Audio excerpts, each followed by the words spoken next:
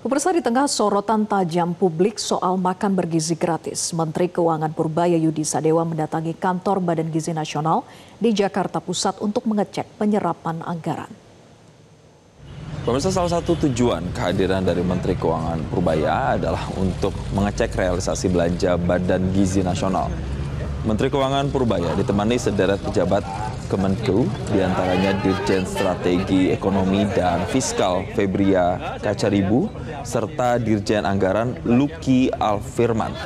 Penyerapan anggaran makan bergizi gratis selama 8 bulan pada tahun ini baru diserap 13 triliun rupiah. Padahal pagu anggarannya sepanjang 2025 senilai 71 triliun rupiah. Nanti kita lihat dulu ya Mbak ya. Penasaran aja.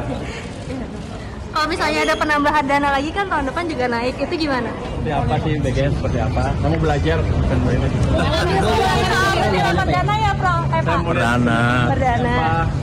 Kalau bantu, kalau nggak bisa ya udah. Berarti kalau penyerapannya masih rendah, mau digeser-geser lagi atau gimana, Pak? Nanti kita lihat dulu ya Mbak ya. Penasaran aja. Kalau misalnya ada penambahan dana lagi kan tahun depan juga naik, itu gimana? Nggak tahu nih pasti tahun depan. Kan tahun depan banyak, udah cukup besar anggarannya. Jadi tahunnya mungkin nggak perlu ya. Sebelumnya pemirsa, Menteri Keuangan Purbaya menyatakan bakal mengalihkan anggaran program makan bergizi gratis ke program lain, termasuk program bantuan pangan beras 10 kg jika tidak terserap dengan baik. Menteri Keuangan Purbaya menambahkan bahwa pengalihan anggaran bisa membuat durasi pemberian bantuan pangan beras lebih panjang. Saya nggak tahu, saya diundang aja ke sini. Saya soalnya kalau diundang nggak tahu dikasih tahu mau bahas apa. Tapi apa yang mau dilapori? Bukan negur, itu kita mau bantu. Kita bantu secepatnya, tapi kalau nggak bisa juga kita ambil duitnya. Kan gitu, fair kan? Daripada nganggur duitnya kan saya bayar bunga juga. Saya akan alihkan ke tempat lain yang lebih siap atau ke masyarakat langsung. Seperti perluasan bantuan tadi yang 2 kali 10 kg beras tadi kan bisa diperpanjang di situ. Kalau emang nggak bisa diserap, tapi kalau bisa diserap ya bagus. Jadi saya nggak negur, tapi saya mendukung. Tapi kalau nggak jalan ya ambil duitnya. Baik. Para pelajar korban keracunan menu makan bergizi gratis ini diambil sampelnya untuk diuji laboratorium sebagai langkah penanganan keracunan MBG. Polres Cimahi tengah mencari penyebab keracunan yang menimpa lebih dari 1.000 pelajar mulai dari PAUD hingga SMA di Kecamatan Cipongkor dan Cihampelas, Bandung Barat.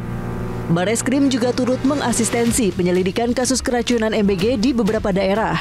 Pertama kita sudah mengambil sampel, baik itu muntahan dari korban dan sisa makanan yang dimakan oleh korban. Nah, itu sudah kita kirimkan ke Labkesda Jawa Barat Bandung dan di Puslapor Mabes Polri di Bogor. Untuk MBG yang keracunan itu ditangani oleh Polda masing-masing.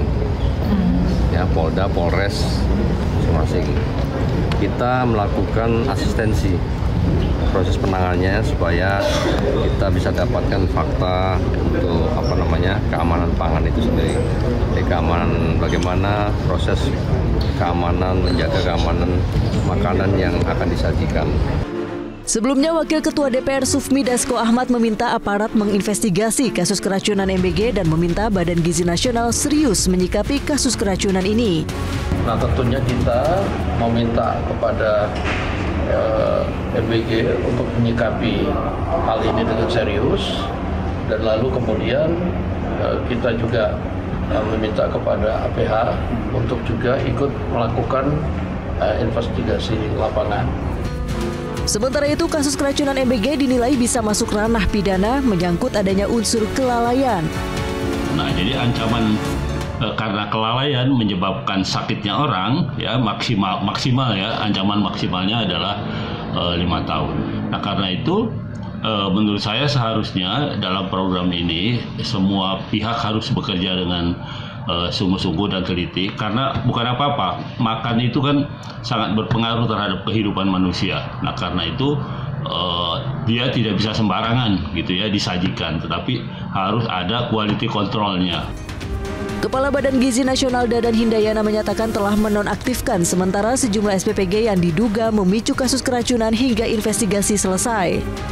Soal usulan MBG dialihkan menjadi bantuan langsung tunai atau BLT, Dadan menyatakan MBG tetap harus berjalan. BLT sudah ada, bantuan sudah ada, KIP sudah ada, yang belum ada intervensi pemenuhan gizi yaitu MBG. Jadi MBG kita akan usahakan semaksimal mungkin karena kita ingin 60% anak Indonesia yang tidak punya akses terhadap menu gizi seimbang akan mendapatkannya. 60% anak Indonesia yang tidak pernah minum susu bisa mendapatkannya. Kita akan perbaiki terus tata kelola kita. Tim Liputan Metro TV. Saya yang terdalam, saya mohon maaf atas nama BGM, atas nama seluruh SPPG di Indonesia. Saya mohon maaf. Saya seorang ibu. Melihat gambar-gambar di video, sedih hati saya. Kenapa? Kalau anak saya panas saja, saya sudah stres bukan main. Apalagi melihat anak-anak sampai digotong ke puskesmas, ke posko. Padahal niat kami, nawaitu presiden adalah ingin membantu anak-anak terpenuhi gizinya agar mereka menjadi generasi emas. Saya yang sebelumnya di BP Taskin atau saya yang sebelumnya berada di yayasan sosial, saya setiap hari nafas saya, parfum saya adalah anak-anak yang tidak mampu. Mereka sering sekolah hanya dengan berlaukkan garam saja. Kami punya maksud agar anak-anak Indonesia mempunyai keadilan dalam pemenuhan gizi. Tapi tidak kami duga, ternyata saat ini luar biasa masalah yang terjadi. Jelajahi cara baru mendapatkan informasi. Download Metro TV Extend sekarang.